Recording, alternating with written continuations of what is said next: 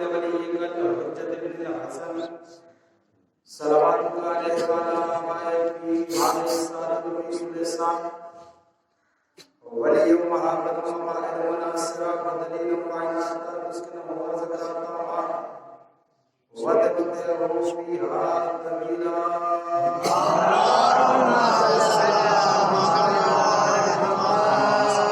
الحمد لله الذي هدانا لهذا وما كنا لنهتدي لولا أن هدانا الله لقد جاءت رسل ربنا بالحق صلاة والسلام طيبة والإكرام مولا ومولا الثقلين جد الحسن والحسين بن القاسم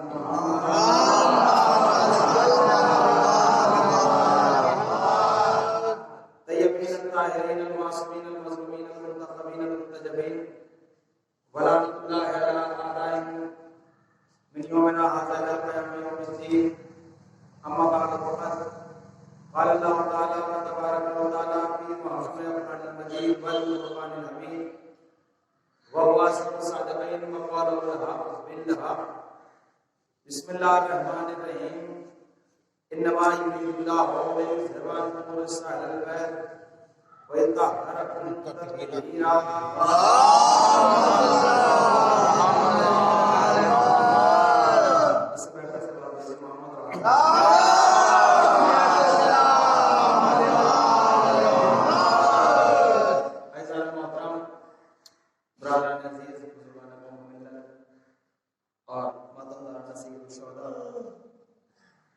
یہ مجلس اعزاز برائے سر ثواب ایک مقامات کہ جن کے لیے بتایا گیا کہ وہ ظاہرہ یعنی قبر امام حسین علیہ السلام کی شہادت سے مشرف بھی تھی. اللہ ہر بندے مومن کو قبر امام حسین علیہ السلام کے ساتھ جو جا چکے ہیں دوبارہ جانے والے زیادہ لمبی آپ سے گفتگو نہیں کرنی، موقع بھی نہیں ہے. بس کچھ لمحے آپ کے سامنے، اس لیے میں نے کوئی ایسے موضوع نہیں اٹھایا، ایسے موضوع پہ بات نہیں کرنی چاہیے کہ جس سے بات کو میں پھیلا دوں اور سمیٹنے میں مجھے وقت ہو جائے.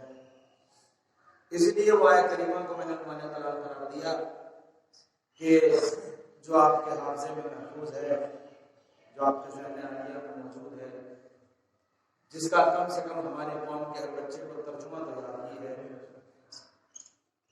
جس کے راوی جس آیت کریمہ کا شان نزول بیت المقدس ہے حضرت جناب سیدہ زینب صلی اللہ علیہ وسلم.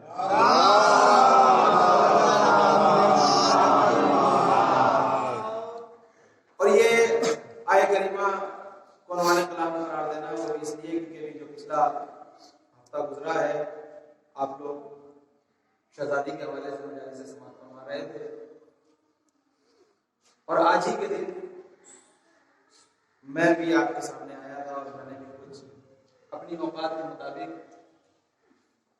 شہزادی کے فضائل پڑھے تھے، کیونکہ ان کے فضائل اتنے ہیں کہ ہم سے بیان نہیں ہو سکتے.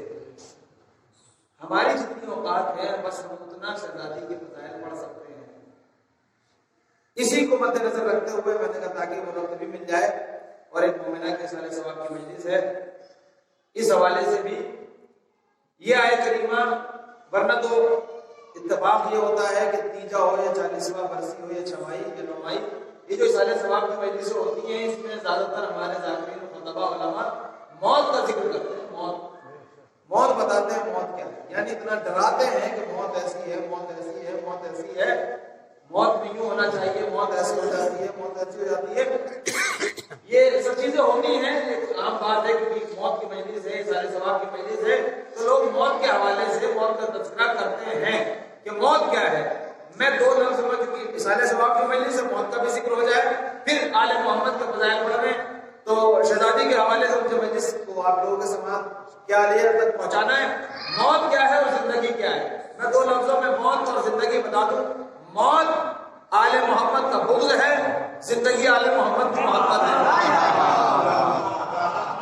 موت آل محمد کا بغض ہے اور زندگی آل محمد کی کی محبت ہے.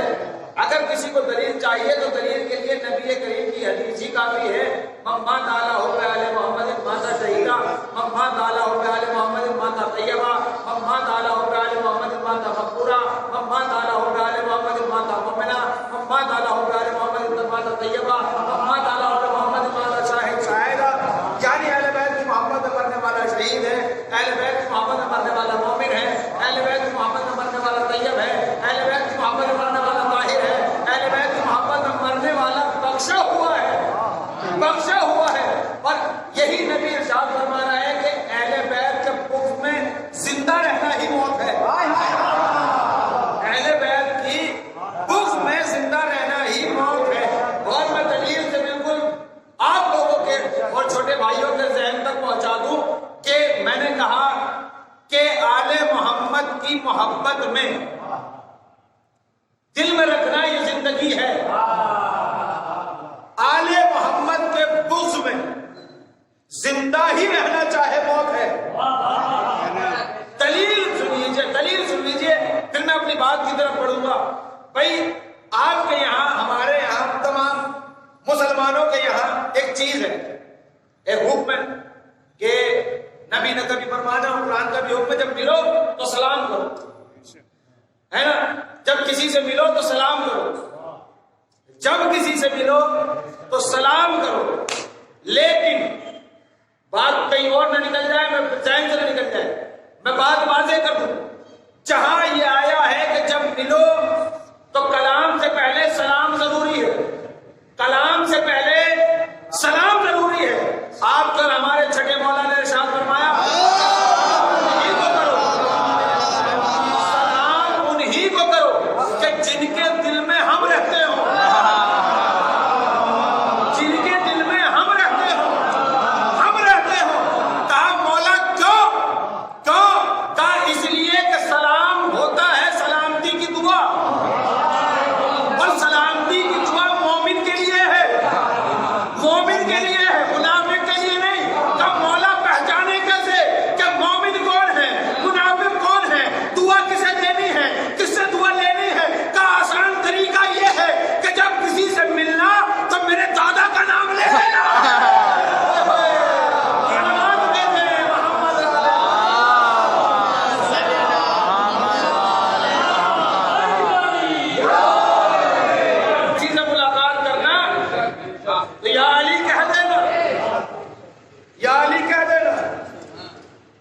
تو پتا چل جائے، چہرہ کھل اٹھے تو سمجھ لینا مومن ہے، چہرہ مرجھا جائے. اچھا ایک بیماری بھی ہے، ایک بیماری ہمارے یہاں ہے کہ اگر کسی کو عالی مدد کہتے ہوئے دیکھ لیا، یہ تو ملنگ ہے بھائی، یہ تو اخباری ہو گیا. جس کو فتوے کی فے نہیں پتا وہ فتوے دیتا ہے. میں یہ بھی نہیں پتا کہ نقطے دو ہوتے ہیں یا ایک. وہ اس نے عالی مدد کہتے ہوئے دیکھا، نعرے حیدری لگاتے ہوئے دیکھا، ماتم کرتے ہوئے دیکھا، آنسو بہاتے ہوئے دیکھا. یہ اخباری ہے، یہ ملنگ ہے، ملنگ ہے. میں نے کہا اگر نعرے حیدری کہنا یا عالی مدد کہنا یا علی کہنا ملنگ ہے تو پھر کائنات میں رسول سے بڑا کوئی ملنگ ہی نہیں ہے.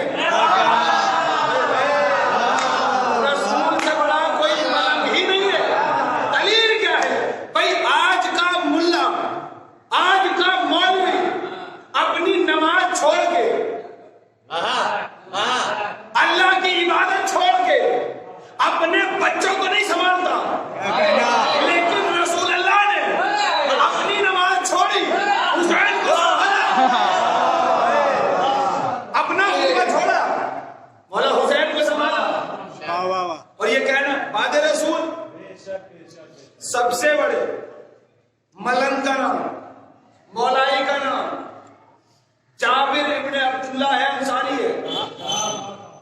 جابر ابن عبداللہ انصاری، ان کا کہنا یہ ہے کہ ہم بعد رسول مدینے کی گلیوں میں ٹہلتے تھے، اور جب کسی گھر سے کسی بچے کی رونے کی آواز آتی تھی تو ہم اس گھر پہ جاتے تھے اور اس بچے کے سامنے یا علی کہتے تھے، یا علی کہتے تھے، اگر بچے کا چہرہ کھل جاتا تھا تو ماں کی آغوش سے لے کر سینے سے لگا لیا کرتے تھے، اور اگر چہرہ مرجھا جاتا تھا تو ماں کو آغوش سے لے کر کوڑے میں پھینک دیتے تھے، ماں کی آغوش سے لے کر کوڑے میں پھینک دیتے تھے۔ جناب جابر سے پوچھا کیوں؟ کہا اس لیے کہ چہرہ بگڑتا ہی اس کا ہے نام علی پہ کہ جس کے باپ کا پتہ نہ ہو، جس کے باپ کا پتہ نہ ہو۔ لیکن بات دوسری طرف ہے کہ سلامتی کی دعا، مولا نے کہا کہ سلامتی کی دعا صرف مومن ہی کے لیے ہے۔ سلام علیکم آپ نے کہا تو یعنی آپ سلامت رہیے۔ بھائی آپ مجلس میں بیٹھے، کسی نے آ کے کہا کہ سلام علیکم، آپ سب نے اس نے دعا دی کہ آپ لوگ سب سلامت رہیے، تو یہ ہے مستحب۔ مستحب کہتے ہیں یعنی اگر کوئی کر دے تو ثواب ہے، نہ کرے تو کوئی عذاب نہیں ہے، گناہ نہیں ہے۔ لیکن اگر کسی نے آ کے یہاں مجلس میں کہا سلام علیکم اور کسی ایک نے بھی کہہ دیا وعلیکم السلام تو سب سے جواب ختم ہو جائے گا۔ لیکن اگر کسی ایک نے بھی نہ کہا تو سب گناہگار ہوں گے، سب گناہگار ہوں گے، کسی ایک نے نہ کہا تو۔ یعنی یہ ایک ایسا عمل ہے کہ اللہ نے کہا ہے کہ جب کوئی تمہیں سلامتی کی دعا دے تو تمہارے لیے واجب ہے کہ تم پلٹ کے اسے سلامتی کی دعا دو، تمہارے لیے، یہ بندوں کے لیے ہے۔ اور دیکھیے یہ قانون ہے شریعت کا کہ جو کام آپ پر اور ہم پر یعنی بندوں پر مستحب ہوتا ہے، سنت ہوتا ہے، وہ معصوم کے لیے واجب ہوتا ہے، معصوم کے لیے واجب ہوتا ہے۔ تو یعنی سلام کرنا ہے مستحب، جواب دینا ہے واجب، تو سلامتی کی دعا یعنی سلامت رہو۔ تو ایک چیز سمجھ میں آئی کہ سلامتی کی دعا پہلی مومن کو دی جائے گی، دوسری زندہ کو دی جائے گی۔ بھئی آپ مرے ہوئے کو تو نہیں کہہ سکتے سلامت رہیے، سلامت رہیے، تو اگر آپ کہیں گے تو لوگ پوچھیں گے بھئی یہ تو جب مر ہی چکا ہے تو پھر سلامتی کی دعا کیوں؟ کہا سلامتی کی دعا مردوں کے لیے نہیں ہے۔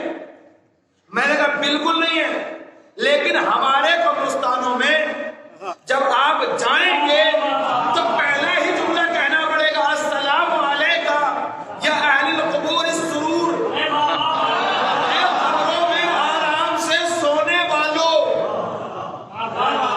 آرام سے سونے والوں، تم پر ہمارا سلام۔ ابھی آپ نے مجھے بتایا کہ سلام کرنا ہے مستحب، جواب دینا ہے واجب۔ آپ گئے قبرستان میں، آپ نے کیا سلام، آپ نے کیا مستحب کام، اب جواب دینا تھا واجب۔ تو اس کا مطلب یہ ہوا جو قبروں میں لیٹے ہیں تو مرے نہیں ہیں، تو مرے نہیں ہیں۔ اگر مرے ہوتے تو سلام نہ ہوتا۔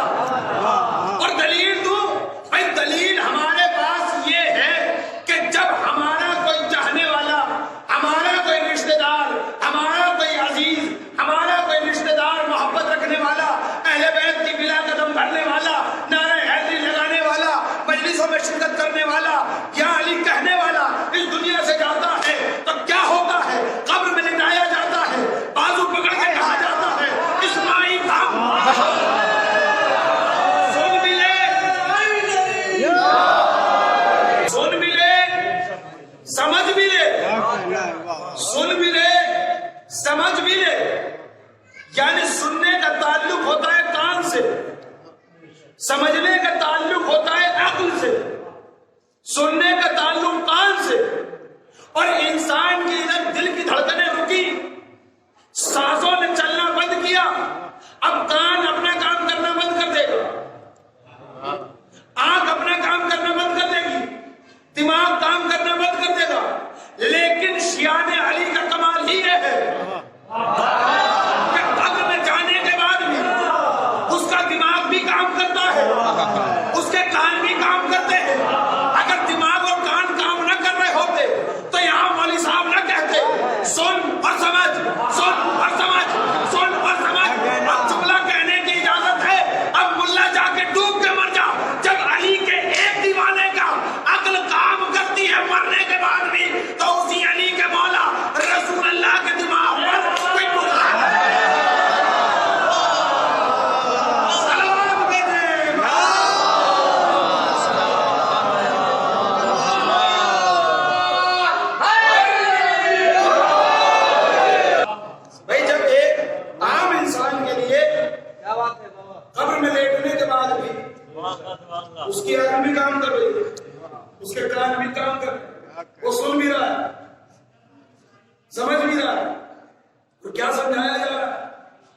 کہ اپنے چھوٹے بھائیوں کے لیے، کیونکہ مجھے دوسری طرف جانا ہے جلدی سے.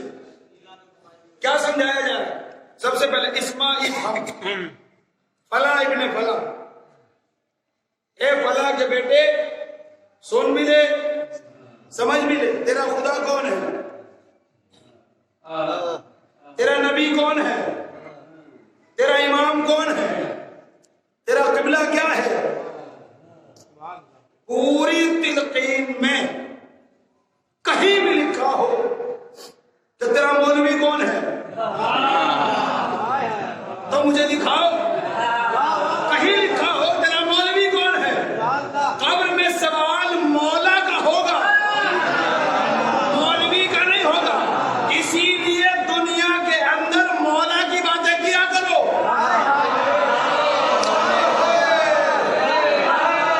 مولوی کی باتیں نہ کیا کرو، مولوی پہ بحثیں نہ کیا کرو، مولا کی باتیں کرو. اور یہ بات اس لیے یہ مولا کا آپ لوگوں کے لیے کرم ہے عطا. لیکن اب مجھے بتائیے کہ محبت اہل بیت سے، پہلے تو میں دیکھیے تقلید کے خلاف نہیں، کوئی مجھ پہ یہاں سے جانے کے بعد کوئی یہ نہ کہ یہ تو اخباری دین کی بات، اخباری یہ سب الگ چیز ہوگی، وہ موضوع الگ ہے. یہ علمی موضوع ہے، عالموں کے درمیان رہنے دیجیے، جاہل نہ کریں اسے، یہ جاہل نہ کریں اس چیز کو، یہ علمی موضوع ہے، علماء کے درمیان رہنے دیجیے. لیکن مجھے بتائیے تقلید، میں خود آیت اللہ شیخ وحید الخراسانی صاحب کی تقلید پہلے بتا دوں تاکہ کوئی فتویٰ نہ. لیکن تقلید کس چیز میں ضروری ہے؟ دو چیزیں ہیں، دو پلر ہیں ہماری شیعت، ایک اصول دین، ایک فروع دین. اصول دین کتنے؟ 5. فروع دین کتنے؟ 10. تو تقلید جو ضروری ہے، جو کرنی چاہیے، وہ اصول دین میں یا فروع دین میں؟ فروع دین میں. بھائی نماز میں شک ہو تو آپ مولوی کے پاس جائیے، لیکن کسی کو اللہ کی توحیدی میں شک ہو جائے تھوڑا سا بھائی بات پہنچے تو پھر بولنا. توحید، عدل، نبوت، امامت، قیامت، یہ ہے اصول دین میں. نماز، روزہ، حج، زکات، خمس، جہاد، امر بالمعروف، نہی عن المنکر، تولا تبرع. اب یہ مولویوں نے رکھا ہے.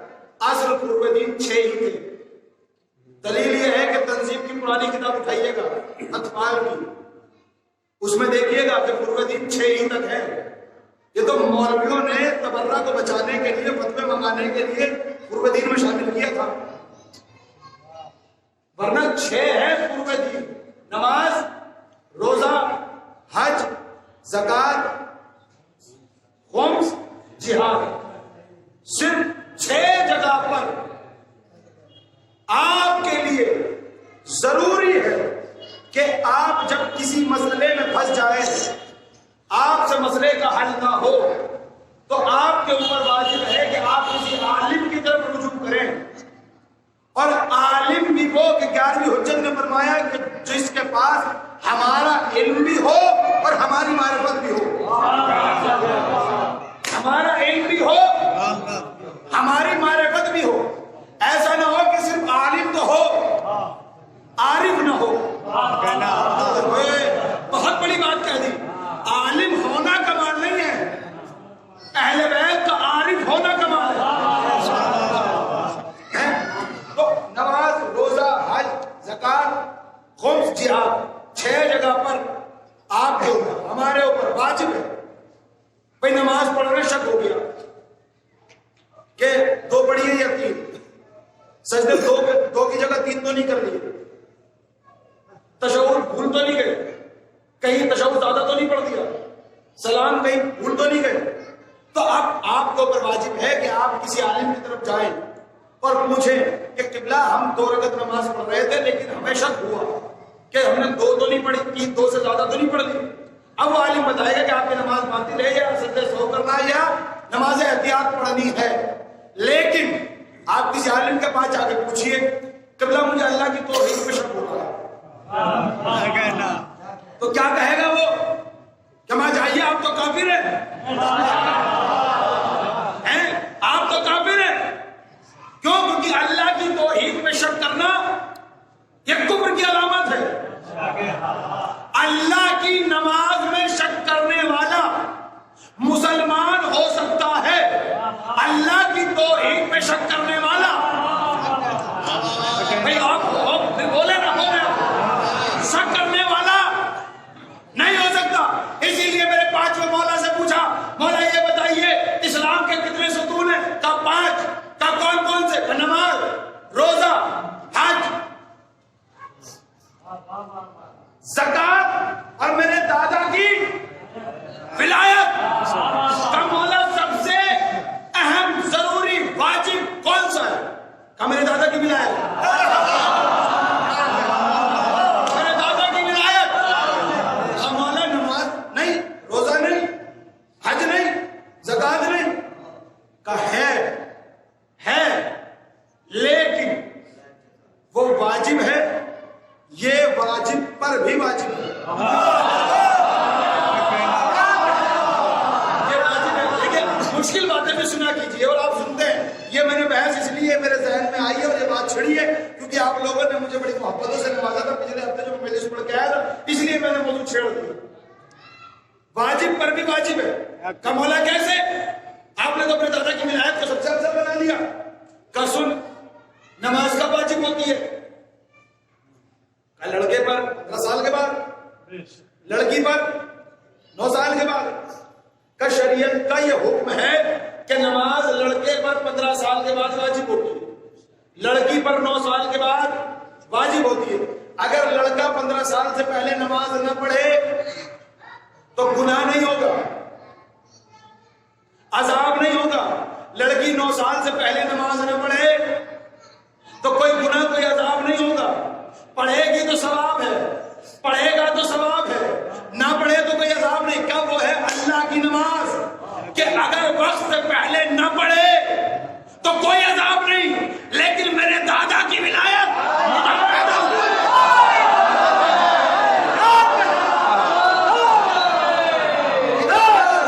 ادھر واجب ہو گئی، ادھر پیدا ہوئے، ادھر واجب ہو گئی۔ روزہ کب واجب؟ وہی 15 سال اور 9 سال کا۔ لڑکا 15 سال کا بھی ہو گیا، لڑکی 9 سال کی بھی ہو گئی، لیکن ماہ رمضان میں 1 سال ایسا بھی آیا کہ طبیعت خراب ہوئی، ایسی طبیعت خراب ہوئی کہ ڈاکٹر کے پاس ہے، ڈاکٹر نے کہا کہ اگر تم روزہ رکھو گے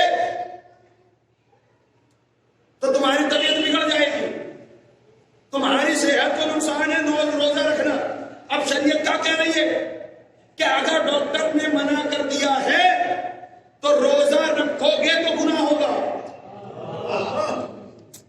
نہ رکھنے میں فائدہ ہے، رکھنے میں عذاب ہے۔ مولا نے کہا تم نے سمجھا ہی نہیں۔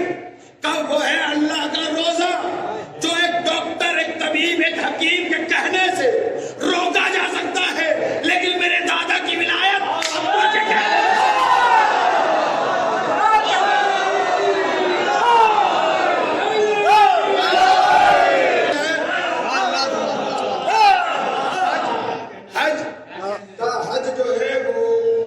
شریعت محمدی میں 15 سال کے 2 سال، اور پھر اس کے بعد بھی ایسا ہی نہیں۔ اتنا مال ہو کہ آپ اپنے وطن سے لے کر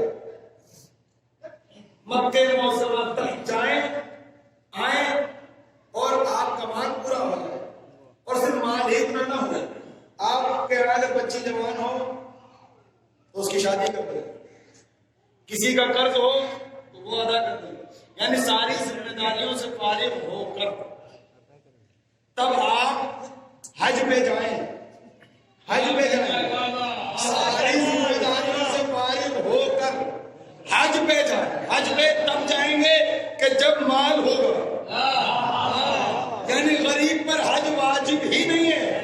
مولا نے کہا وہ ہے اللہ کا حج، غریب پہ واجب نہیں ہوتا۔ ہمارے دادا کی ولایت امیر پر بھی واجب ہے۔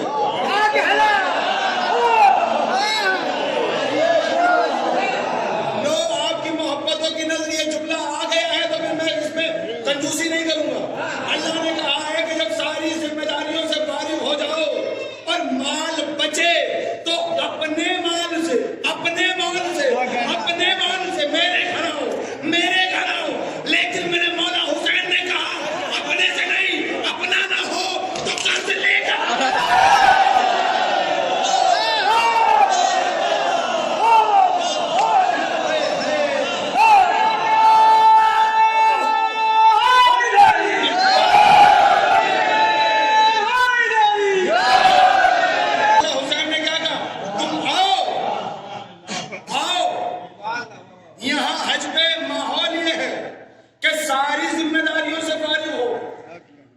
یعنی جب ریلیکس محسوس کرو، جب اپنے آپ کو فری محسوس کرو، جب ٹینشن سے دور محسوس کرو، تب اللہ کے گھر جاؤ۔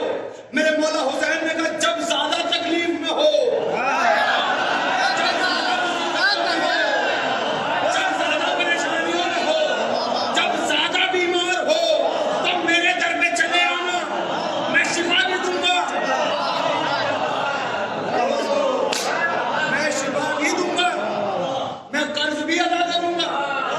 اور یہ میرا جملہ اب سے تقریباً 5 سال پہلے اس منبر پہ عطا ہوا تھا، شہزادی نے عطا کیا، بہت سے ذاکرین نے، میرے بھائیوں نے پڑھا، بہت مقبول ہوا اور لوگوں نے بڑا سراہا تھا۔ ارشاد بھائی میں 2016 میں پہلی مرتبہ 40 میں گیا تھا، ورنہ میں 2015 سے آپ لوگوں کی دعا سے مسلسل ہر سال جا رہا ہوں زیارت، تقریباً 8 مرتبہ 9 مرتبہ میں زیارت ہو کے آ چکا ہوں۔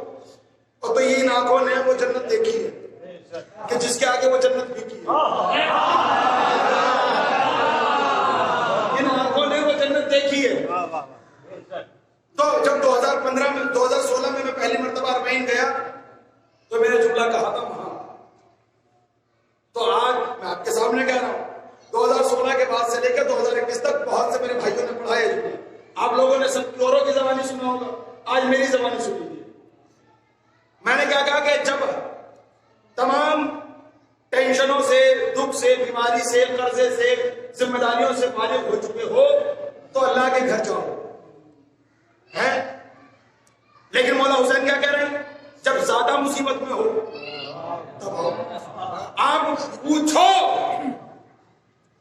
مسجد کے مولوی سے لے کر مرضی کے مولوی تک کے سر پہ قرآن رکھ کر یہ سوال ہے اس فقہ جعفری کے ادنا سے طالب علم کا کہ آپ لاکھوں روپے خرچ کرنے کے بعد، سرکاری کوٹے سے 2.5 لاکھ، پرائیویٹ کوٹے سے 5.5 لاکھ 6 لاکھ روپے خرچ کرنے کے بعد آپ اللہ کے گھر کا طواف کرتے ہیں، طواف کر کے آپ واپس آتے ہیں، رکھو کسی بھی مولوی کے سر پہ، کسی بھی حاجی کے سر پہ قرآن اور پوچھو کہ تیرا حج قبول ہے،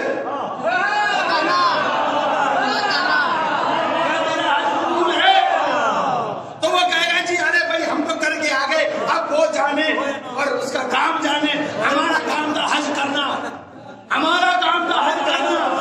یعنی 5 لاکھ روپے خرچ کرنے کے بعد بھی آپ وہاں جاتے ہو تب بھی یقین نہیں کہ آپ کا حج قبول ہے کہ نہیں، ہے کہ نہیں، ہے کہ نہیں، ایک حج۔ لیکن میرے نبی نے ارشاد فرمایا کہ میرے نواسے کی زیارت کرنا ایک حج کا ثواب نہیں،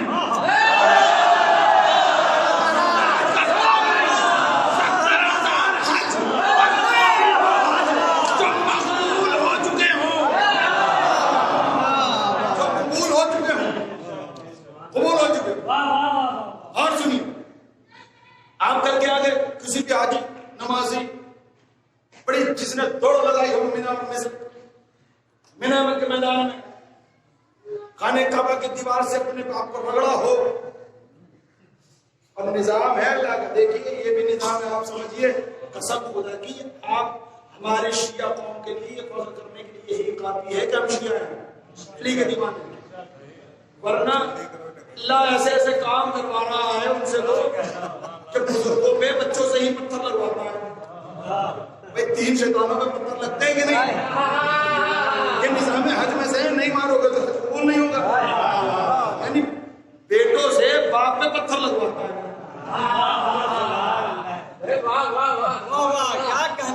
یہ نظام ہے قدرت کا، اور آپ کا میرے مولا کی جائے ولادت میں سجدہ کرواتا ہے، اور سجدہ نہیں کرو گے تو حج نہیں لے گا، حج نہیں قبول۔ تو یعنی آپ اتنا سب کچھ کر کے گئے، وہاں چلے گئے، حج آپ کا پتہ نہیں قبول ہے کہ نہیں۔ ایک مرتبہ زیارت کر لی، 70,000 حج مقبولہ کا ثواب آپ کو ملنا ہے۔ دوسری بات، کسی بھی حاجی، نمازی، پرہیزگار، متقی، مولوی، مفتی، مجتہد، دیوبندی ہو یا بریلوی، حنفی ہو یا مالکی، شافعی ہو یا اہل حدیث، کسی سے بھی آپ پوچھ کے آئیے کہ آپ اگر حج کر کے آئے ہیں تو کہیں آپ نے کسی پلر پر، کسی چادر پر، کسی دیوار پر، کسی چھت پر کہیں پر بھی لکھا ہے، کہیں دیکھا ہے کہ آپ نے اللہ کے گھر کی زیارت کری، تو گویا اللہ کی زیارت کری۔ بھائی گھر کیا ہے؟ بیت اللہ نا. بیت اللہ کیسے کہتے ہیں؟ اللہ کا گھر. اللہ کا گھر. تو اللہ کے گھر کی زیارت کرنا تو یہ ہونا چاہیے تھا نا کہ نبی کو بھی حدیث ارشاد فرما دینی چاہیے تھی, اللہ کو بھی آیت بھیج دینی چاہیے تھی کہ جس نے میرے گھر کی زیارت کری اس نے میری زیارت کری, جس نے میرے گھر کی زیارت کری اس نے میری زیارت کری. پوری فقہ جعفری کی طرف سے یہ چیلنج ہے کہ کوئی مجھے دکھائے کہ مکے کی کسی چوکھٹ پر, کسی دروازے پر, کسی پلر پر, کسی دیوار پر, کسی چادر پر کہیں لکھا ہو کہ جس نے اللہ کے گھر کی زیارت کری اس نے اللہ کی زیارت کری, جس نے اللہ کے گھر کی زیارت کری اس نے اللہ کے گھر کی زیارت کری. کہیں نہیں ملے گا. آؤ میں تمہیں دکھاؤں کہاں لکھا ہے. میرے مولا حسین کی ذریعے کے سلام جس نے حسین کی زیارت کری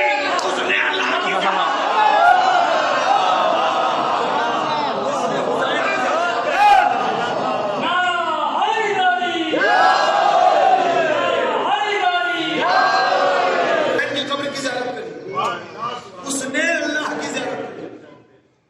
اللہ کی زیارت.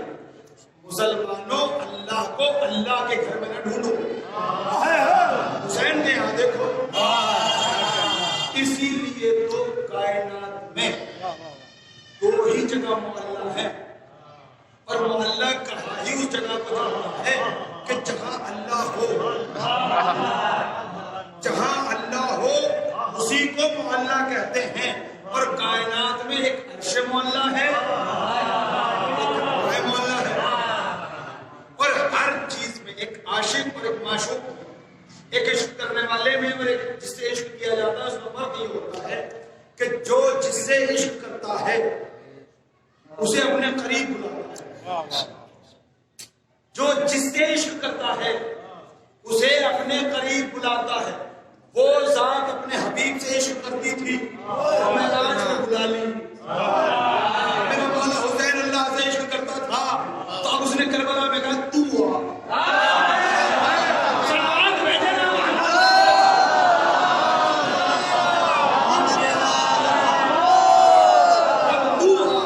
اسی لیے تو محلہ میں کربلا پہ ہی پڑھوں گا. میں حدیث کسی کے وہ آیت پڑھوں گا ہی بات یہی کیونکہ ایک ظاہر ہے کہ سال سواب میں نے تو شاید یہ موضوع اسی لیے درپیش کہ کربلا ہے محلہ, محلہ جہاں پر اللہ ہو.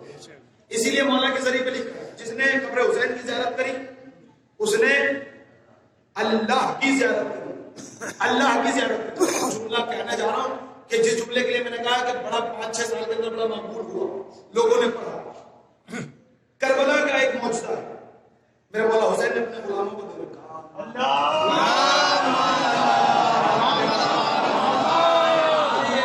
گزارش ہے کہ جب آپ کی بستی سے, آپ کے محلے سے, آپ کے رشتہ داروں میں کوئی کربلا جائے تو انگوٹھیاں نگ نہ منگانا کہ یہ نگ لیتے آنا, انگوٹھی لیتے آنا.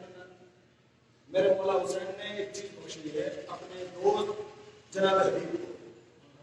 جناب حبیب کی زری کا معجزہ ہے, زری کا. اور یہ روایتوں میں موجود ہے. کتاب کا نام ہے جامع الاخبار. جامع الاخبار جملہ آ گیا ذہن میں. جامع الاخبار ہمارے کورس میں شامل ہے. جملہ سے پوچھ لیجیے. ہم جب عالم کلاس میں تھے تو ہماری کورس میں تھی جامع الاخبار. تو تب میرے ذہن میں ایک بات ہے کہ بھئی ہم جامع الاخبار پڑھ کے اخبار ہی نہیں ہوئے, لوگ اخبار پڑھ کے اخبار ہی ہوئے. سلمان کے لیے محمد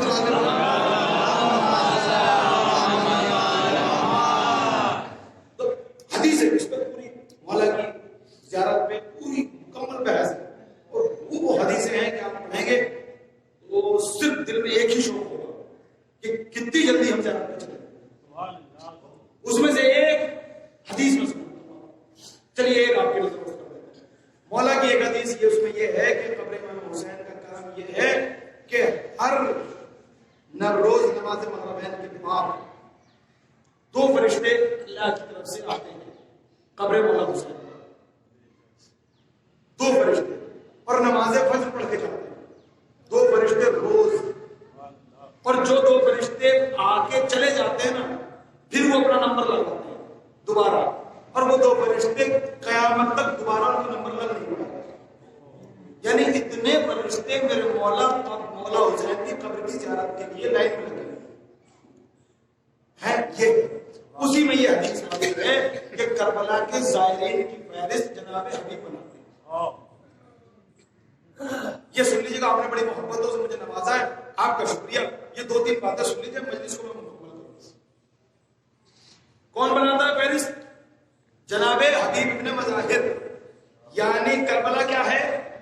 جنت ہے نا. بھائی جنت بھی ہماری اردو زبان بڑی کمزور زبان ہے، بڑی مختصر زبان ہے، بڑی ہلکی زبان ہے، اسی لیے ہمارے پاس جنت سے اچھا کوئی لفظ اردو زبان میں تھا نہیں، تو اس لیے ہم نے کربلا کو جنت کہہ دیا. قبلہ اگر جنت سے اچھا لفظ ہمارے پاس کوئی ہوتا تو کربلا کے لیے وہ استعمال کرتے. اور ورنہ میں آپ کو دلیل دے رہا ہوں، جنت میں جانے کے لیے ہر کسی کو پوچھیے، نماز کیوں پڑھ رہے ہو؟ جنت میں جانے کے لیے. روزہ کیوں رکھ رہے ہو؟ جنت میں جانے کے لیے. حج کیوں؟ جنت میں جانے کے لیے. چوراہوں پہ، گلی میں، محلے میں پڑھے، نماز پڑھیے، کیا کیوں؟ جنت میں جائیں. یعنی ہر کسی کو خواہش ہے جنت میں جانے کے لیے. ہر کسی کی خواہش کا نام ہے جنت. اسلام کے لالچ کا نام ہے جنت، جو ملا نے بتایا. یعنی ملا ایک لالچ میں الجھائے ہوئے ہے کہ یہ کر لو جنت ملے گی، یہ کر لو جنت ملے گی، یہ کر لو جنت ملے گی، یہ کر لو جنت ملے گی. آج اس نے پورے اسلام کو لالچ میں گرفتار کر دیا کہ کر لو تو جنت ملے گی. یعنی ہر چیز کا نقطۂ آخر بنایا جنت، اور وہ چیز جو دیکھی نہیں، وہ چیز جو دیکھی نہیں. لالچ بھی اس کا کہ جو دیکھا نہ ہو، لالچ بھی اس کا کہ جو دیکھا نہ ہو. بھائی جملہ کہہ رہا ہوں کہ لالچ کیا ہے کہ جنت ملے گی. بھائی سب کو شوق ہے جنت میں جانے کا، اور جنت والوں کو شوق ہے کربلا آنے کا.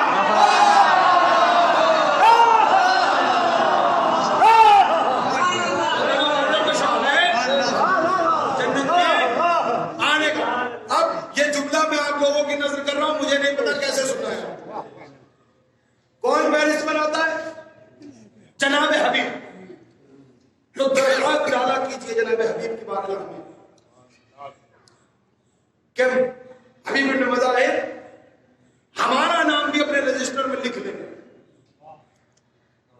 لکھ لیں.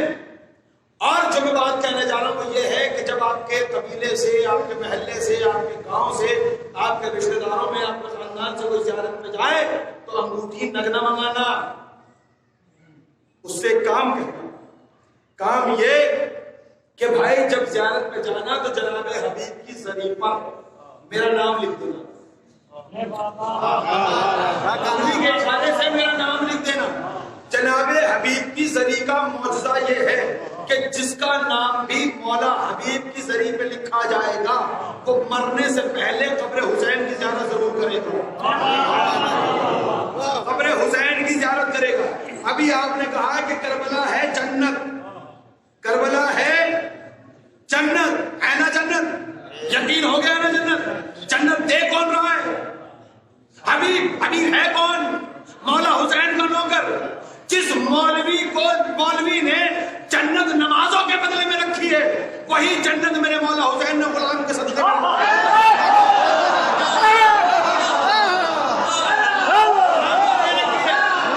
تیری مرضی، جسے چاہے بلا لے، جسے چاہے روک دے. جب میں 2016 میں گیا تھا، 2014 میں آپ کو یاد ہوگا کہ لڑائی ہوئی تھی، ایک جنگ ہوئی تھی. صحیح نے حملہ کیا تھا کربلا میں، ادھر بغدادی لقب بغدادی تھا، نام اپنے بزرگوں پہ تھا. اور وہ کیا کہہ رہا تھا کہ ہم جو ہے نجف اور کربلا کو سب ہستی سے مٹا دیں گے. اس کا یہی کہنا تھا نا، یہی کہنا تھا نا. بس یہ 2-4 منٹ کی بات ہے، یہیں سے پھر مسائل ہوگا کہ کیا کہہ رہا تھا وہ نجف اور کربلا کو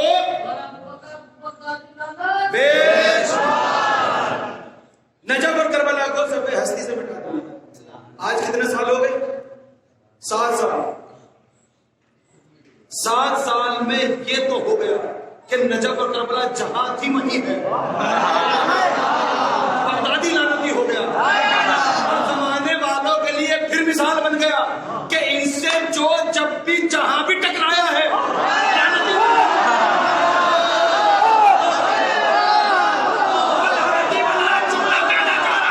جو جب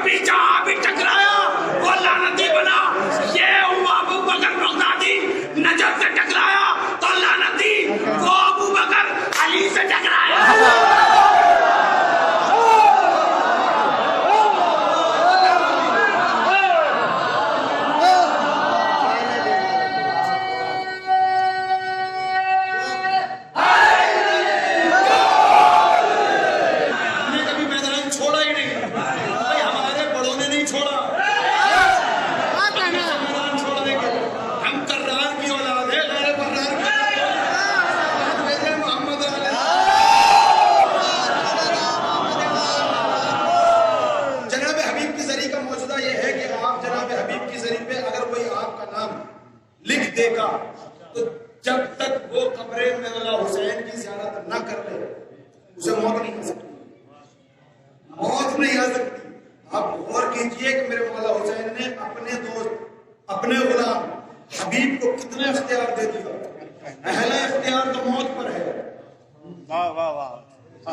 موت پر اختیار ہے کہ جب تک حبیب قبر حسین کی زیارت نہ کرا دیں ملک الموت کو یہ حکم ہی نہیں ہے کہ روح قبض کر لے، روح قبض کر لے۔ میرے مولا علی کی ذات میں شک کرنے والوں کہ یہ موت کیسے دیتے ہیں، زندگی کیسے کر دیتے ہیں، جس کے غلام کے اختیار میں اتنا ہو کہ ملک الموت کو علی میں کتنے اختیار ہوگا؟ حبیب کے پاس یہ اختیار ہے کہ جب تک وہ قبر حسین کی زیارت نہ کرا دے تب تک ملک الموت کو یہ حکم ہی نہیں ہے کہ وہ کسی مومن کی روح نکالے۔ ادھر اجازت ہوگی حبیب سے، روح نکلے گی بعد میں، اور یہ ہے۔ لیکن 2014 میں اس مقبول نے یہ کہا، 2015 کی لڑائی 2015 کی لڑائی میں، کہ نجف اور کربلا کو مٹا دیں، نجف کربلا آباد ہے اور ہمیشہ آباد رہے۔ اس سے بڑے بڑے پتہ نہیں کتنے آگے چلے گئے، تخت بٹ گئے، تاج بٹ گئے، دولت سب چیز ختم۔ میرا مولا آج بھی وہی ہے، وہی ہے، میرا مولا وہی ہے۔ لیکن اس کا کہنا کہ ہم اب شیعوں کو آنے نہیں دیں گے، شیعوں کو آنے نہیں دیں گے، شیعوں کو تو ہونا روک سکا، ہونا روک، اور بات آ ہی گئی تو پھر بات کہہ دوں، کیونکہ انہوں نے کہا ان کی محبت میں کہہ رہا ہوں کہ بھاگنا نہیں، میں بھاگنے کی بات پہ کہہ رہا ہوں کہ چھٹے مولا کے دور کے اندر منصور دماغی لعنت اللہ عباسی حکمران کا پہلا حاکم تھا، اس نے یہ اعلان کر دیا بہت جلدی جلدی، اب آپ سن لیجئے گا اور بس داد دیجئے گا کہ اس نے اعلان کر دیا کہ کوئی بھی چھٹے مولا سے نہیں ملے گا، جو ملے گا مسئلہ پوچھے گا 1 درہم جرمانے کے طور پہ دے گا، درہم۔ ایک شیعہ کو مسئلہ پیش آیا، غریب تھا، اس نے سوچا کہ بھئی اگر میں مولا کے پاس جاؤں گا تو 1 درہم جرمانے کے لیے ہے ہی نہیں، اور اس نے دوسرا اعلان یہ کیا تھا کہ اگر کوئی درباری ملاؤں سے مولویوں سے مسئلہ پوچھے گا تو 1 درہم انعام میں دیں گے۔ اس نے سوچا، جو شیعہ تھا مولا کا دیوانہ تھا جس پہ مسئلہ آیا تھا، اس نے سوچا درہم ہے نہیں، مسئلہ ہے تو ایک کام کرتے دربار چلتے، مسئلے کا 1 درہم لے بھی لیں گے، پھر 1 درہم ادھر دے دیں گے۔ یہ اٹھا، دروازہ کھولا، 4 قدم چلا، واپس آ گیا۔ توجہ رکھیے گا ابراہیم والوں، واپس آ گیا، دروازہ بند کر کے بیٹھ گیا۔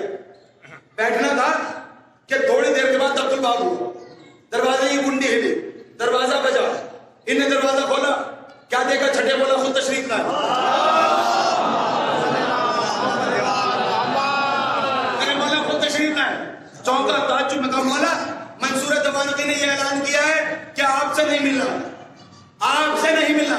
مولا مسکرایا، مسکرا کے کہا اس کا اختیار یہ ہے کہ اس نے کہا ہے کہ تم مجھ سے نہیں مل سکتے، لیکن یہ اختیار نہیں کہ ہم تم سے نہیں مل سکتے۔ یہ اختیار نہیں کہ ہم تم سے نہیں مل سکتے، ہم تم سے نہیں مل سکتے۔ مولا گھر میں آئے، آنے کے بعد پوچھا کہ تو ادھر جا رہا تھا نا، ادھر جا رہا، اصل شیعہ ہے، دیکھو جواب کیا دیا، تو ادھر جا رہا تھا، پھر رک کیوں گیا؟ کہا مولا جا تو رہا تھا، دروازہ کھولا بھی، 4 قدم چلا بھی، پھر میں نے سوچا کہ کہیں ایسا نہ ہو کہ وہاں پر دربار میں 99 لوگ بیٹھے ہوں، میرے جانے سے تعداد 99 سے 100 میں بدل جائے، اور ظالم کی تعداد میں اضافے کا سبب بننا بھی ظلم کی علامت ہے۔ ظالم کی تعداد میں اضافے کا سبب بننا بھی ظلم کی علامت ہے۔ تو اب اس نے شیعہ نے بتا دیا کہ اگر آپ ظالموں کے ساتھ کھڑے ہوں گے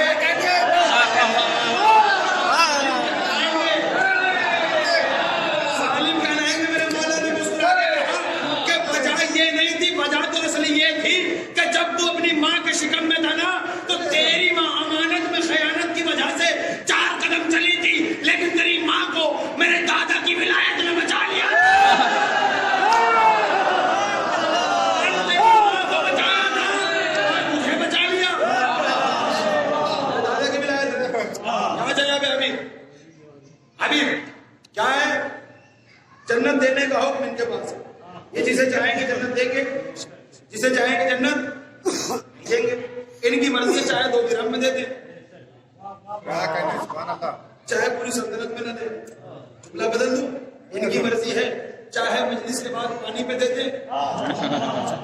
بادشاہ سے کھانے پہ بھی نہ دے.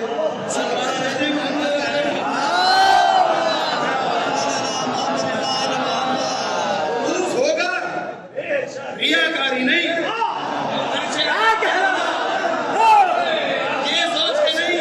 یہ سوچ کے نہیں ہم نہیں جائیں گے مجلس نہیں ہوگی,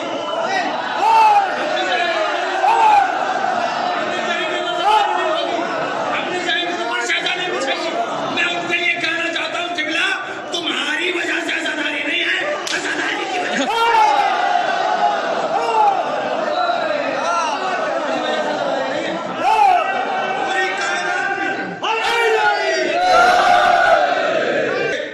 کہ ہمیں ذکر حسین نہیں کرنا, گھر بیٹھ جائے. تبھی میرے مولا حسین کے ساتھ کوئی فرق نہیں پڑتا.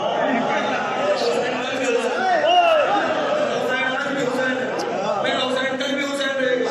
اب قوم کا بڑا نقصان ہوگا, لوگوں کا بڑا نقصان ہوگا, کیونکہ پوری کائنات کے رازق کا نام حسین ہے. بھائی ذاکر کا رزق حسین نے رکھا, نوح خان کا رزق حسین نے رکھا, شاعر کا رزق مولا حسین نے رکھا, مرثیہ خاں کا رزق مولا حسین نے رکھا, آدمی انجمنوں کا رزق مولا حسین نے رکھا, سامعین کا رزق مولا حسین نے رکھا. اب بھی پوچھتے ہو رازق کون ہے؟ اور حسین رازق اتنا بڑا ہے, اتنا بڑا ہے, اتنا بڑا ہے کہ کائنات کے درباروں میں جاؤ گے تو یوں لاؤ گے, اس دربار میں آؤ گے تو یوں لاؤ گے. بڑا رازق, اور یہ تو اپنے غلاموں کو دے رہا. بات تو بہت لمبی نکل جاتی ہے, پھر بات لمبی ہوتی ہے, کبھی اور موقع دے تو 2-4 گھنٹے بیٹھ کے بات ہوگی.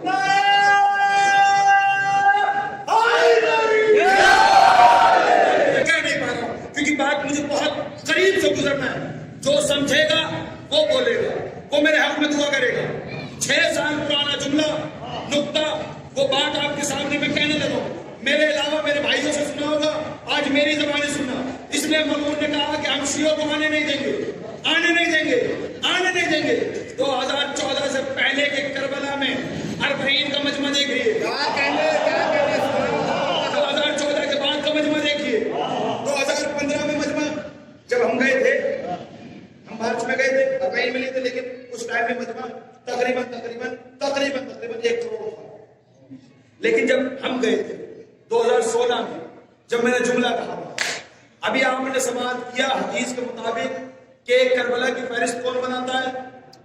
جناب حبیب. حبیب کون ہے؟ مولا حسین کے غلام. غلام ہے نا, غلام ہے نا, رہے گا ذہن میں, غلام ہے. فہرست کون بنا رہا ہے؟ حبیب.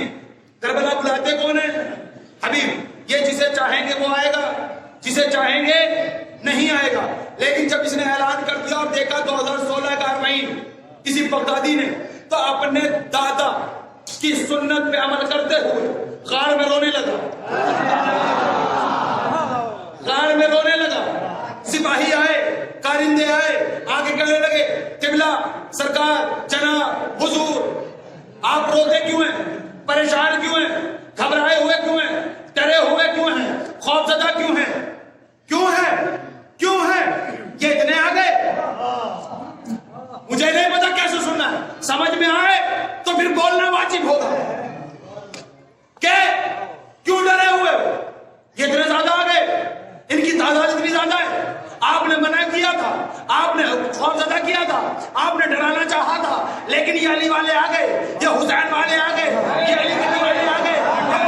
میں اس لیے پریشان نہیں کہ یہ اتنے آ گئے, میں تو سوچ رہا ہوں کہ جب غلام نے بلایا تو اتنے آ گئے.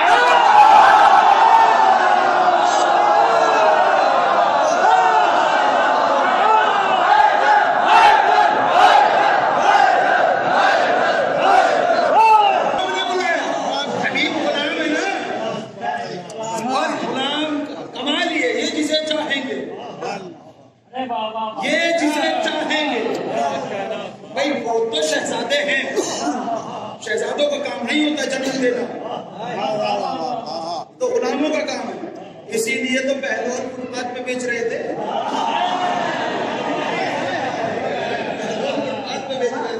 اور علی کے دیوانوں کا کمال ہی ہے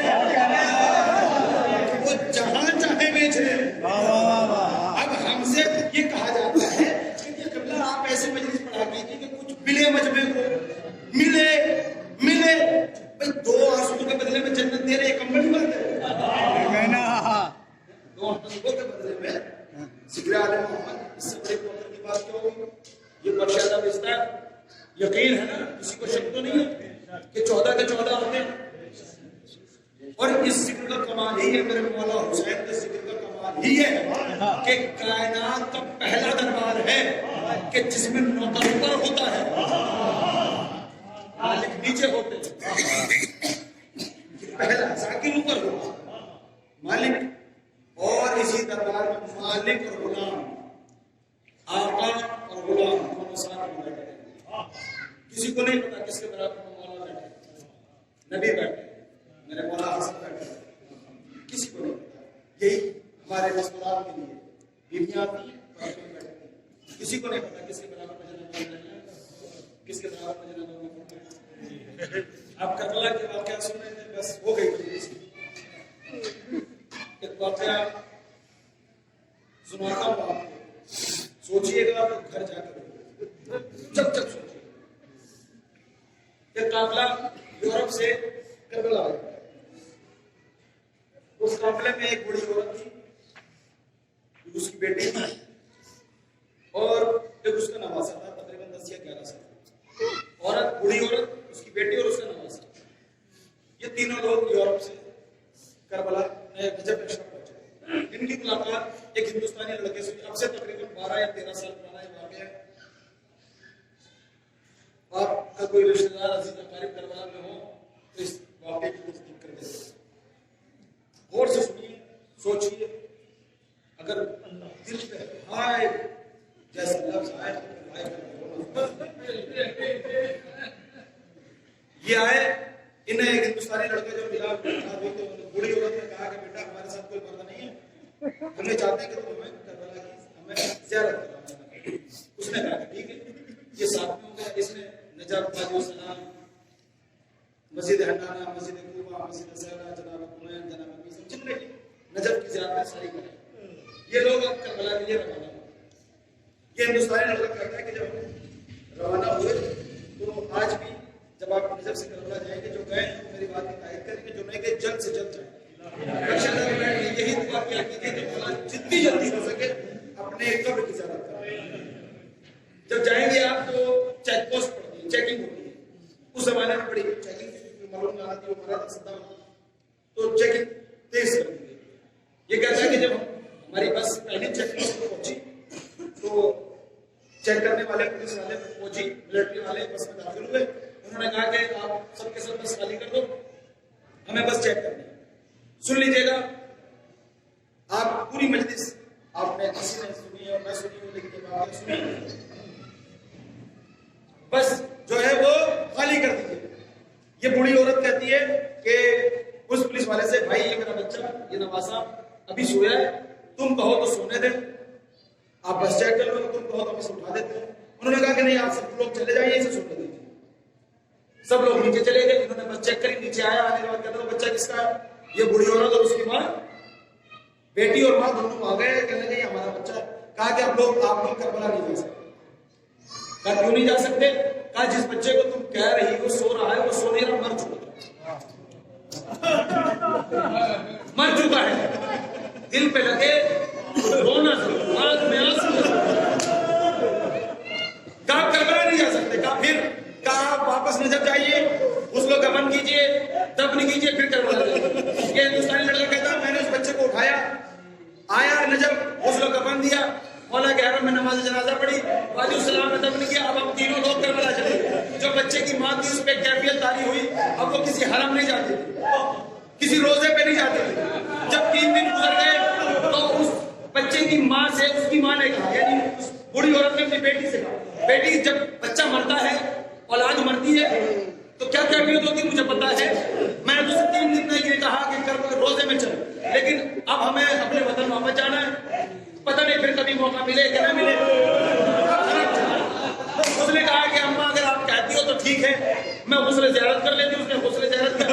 آپ سب لوگ وہ دروازہ دیکھیں، مولا عباس کا ایک دروازہ ہے جس کا نام ہے باب قبلہ۔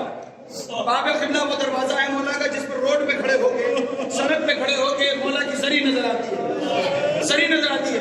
یہ ہندوستانی لڑکا کہتا ہے ہم تینوں، میں، بچے کی ماں، بچے کی نانی، تینوں کعبہ قبلہ پہ کھڑے تھے، دعا کر رہے ہیں. تو میں دعا کر رہا تھا مولا بار بار بلائیے، مولا ہر بار بلائیے. کب مجھے نہیں پتا بچے کی ماں کیا دعا کر رہی تھی، کیا بھی اس کے لب رکے بھی نہیں تھے کہ زری کے پیچھے سے وہی بچہ آیا دوڑتا ہوا آیا، ماں کے قدموں سے نہیں پڑے. میں نے بچے کو دیکھا، دور کیا، سینے میں دیکھا، خون لگا ہے، خون لگا ہے. تعجب سے پوچھا بیٹا، اب اسی بچے کی زبانی واقعہ ہے. اور بیٹا ہم تو تمہیں وہاں چھوڑ کے آئے تھے، تم یہاں کیسے؟ تو آپ ہمیں چھوڑ کے تو آئی نہیں، ہم بہت ڈرے ہوئے تو رو رہے تھے، ہم گھبرائے ہوئے تو پریشان تھے کہ ہم نے دیکھا گھوڑے پہ ایک انکل آئے ہیں. انہوں نے ہم سے کہا بیٹا آپ کو ماں سے ملنا چاہتے ہو؟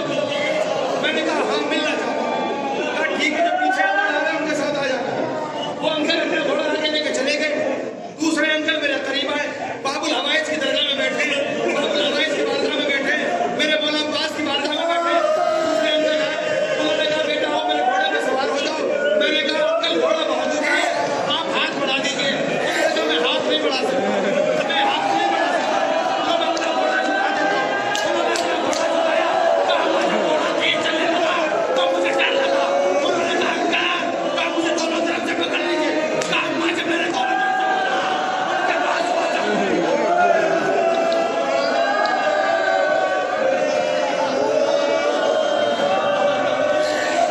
سوچ سوچ کر روئیے گا، ان کے بازوؤں سے خون نکل رہا تھا.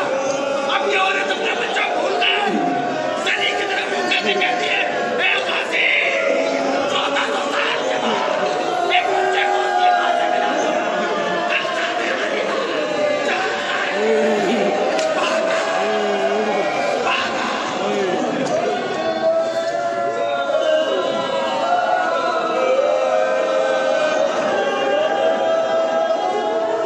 بس دو جملے، بس ایک وصیت ہے. باب الحوائج کا ذکر ہے. قاضی صاحب کی مرادیں پوری کرے، قاضی صاحب کو اپنے دربار بلائے. کیا کہتی ہے؟